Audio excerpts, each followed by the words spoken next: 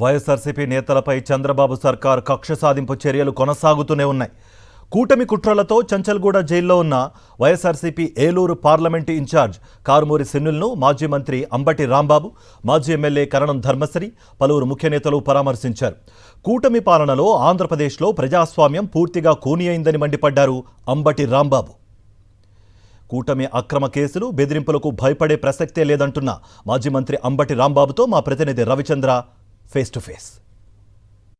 హైదరాబాద్లోని చెంచలగూడ జైల్లో కారుమూరి సునీల్ని పరామర్శించి బయటకు వచ్చారు వైఎస్ఆర్ కాంగ్రెస్ పార్టీ నేతలు Karanam Dharmasri sir, Ambati Rambabu sir, Ramakrishna sir. వారిని తెలుసుకుందాం. సరే, ఏంటి అంటే మొత్తానికి మాత్రం దారుణమైన కేసులు పెట్టేసి ఈ విధంగా అరెస్టులు చేసేసి జైలు పాలు చేస్తున్నారు వైఎస్ఆర్ కాంగ్రెస్ పార్టీ నేతలను. ఏ విధంగా చూడాలి, లోపల పోతే ఏం చెప్పారు?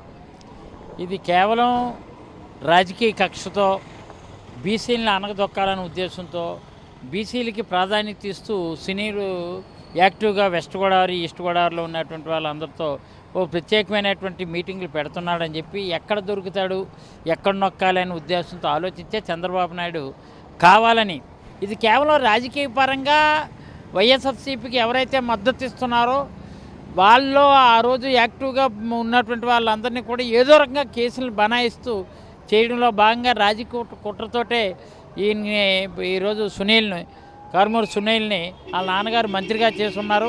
వాళ్ళు బదనామం చేస్తే ఒక రకంగా ఒక మద్దతుగా జగన్మోహన్ రెడ్డికి మద్దతుగా ఉన్నటువంటి వాళ్ళందరినీ కూడా జైలు పాలు చేయడం వల్ల మిగిలినటువంటి వాళ్ళు భయభ్రాంతులకు గురి చేస్తారని అనుకుంటున్నారు. కానీ ఒక మాట అయితే నిజం, ఇది కేవలం కక్షాదింపు చర్యలు తప్ప కేసులో పసలేదు, పగ మాత్రం ఉంది. ఆ పగ వల్ల వైఎస్ఆర్సీపీ శ్రేణిపై పగ తీర్చుకోవడం కోసం పసలేని కేసులు పెడుతున్నారు చంద్రబాబు నాయుడు అనడంలో మరొకసారి తేటతెల్లమైంది. మొత్తానికి అటు ఆంధ్రప్రదేశ్లో అదేవిధంగా కేసులు పెడుతున్నారు, తెలంగాణలో ఉన్నటువంటి ఒక జర్నలిస్టులను కూడా ఎత్తుకెళ్తున్నారు ఆంధ్రప్రదేశ్ పోలీసులు.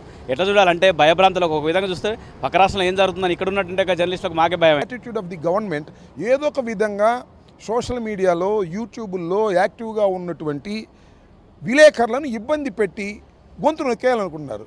గొంతు నొక్కాలనుకుంటే నొక్కలేరు, ఇంకా పెరుగుతాయి గొంతులు. ఇప్పుడు కేవీ రెడ్డి గొంతు బయటకు వచ్చినది ఇంకా పెరిగిద్ది, రావణ ప్రశ్న బయటకు వచ్చినది ఇంకా పెరిగిద్ది, కక్ష ఇంకా పెరిగిపోద్ది. ఎందుకంటే మమ్మల్ని పట్ల కూడా చాలా దుర్మార్గంగా ప్రవర్తించారు. నోటీస్ ఇవ్వాలి, ఒక లీగల్ సిస్టంలో నువ్వు వాళ్ళని అరెస్ట్ చేయాలి తప్ప ఏదో రౌడీని పట్టుకెళ్ళినట్టు, రౌడీని కూడా పట్టుకెళ్ళడానికి లేదు, ఎవరో ఒకరిని పట్టుకెళ్ళినట్టు ఏదో తీసుకెళ్ళటం అనేది సమంజసమైనటువంటి అంశం కాదు. ఇవాళ పోలీస్ వ్యవస్థ చేస్తున్నటువంటి విధానాలు అప్రజాస్వామికమైన విధానాలు, పౌర హక్కులను హరించేటట్టుగా వీరు వ్యవహరిస్తున్నారు. లాకప్పుల్లో డెత్తులు జరుగుతూ ఉన్నాయి. వీటన్నిటికీ కూడా ఆంధ్రప్రదేశ్లో ఉన్న కూటమి ప్రభుత్వం ఎప్పటికైనా మూల్యం చెల్లించక తప్పదు. వైఎస్ఆర్ కాంగ్రెస్ పార్టీ నేతలు కారుమూరి సునీల్ని చెంచల్గూడ జైల్లో పరామర్శించారు. ఈ విధంగా రెండు తెలుగు రాష్ట్రాల్లో కూడా అరెస్టుల పర్వం కొనసాగుతుంది. అక్కడ ఏపీ సీఎం చంద్రబాబు చెప్తే ఇక్కడ ఉన్నటువంటి ఒక రేవంత్ రెడ్డి కూడా ఆ విధంగా శిష్యుడిగా ఈ విధంగా కర్తవ్యం నెరవేరుస్తున్నారు. ఇక్కడ ఉన్నటువంటి తెలంగాణ జర్నలిస్టులను కూడా ఆంధ్రప్రదేశ్ పోలీసులకు పట్టిస్తున్నారు. ఇది సరైంది కాదు అంటూ కూడా వైఎస్ఆర్ కాంగ్రెస్ పార్టీ నేతలు నిలదీస్తున్నారు. కెమెరా బ్రహ్మనాయుడుతో రవిచంద్ర, సాక్షి టీవీ, హైదరాబాద్.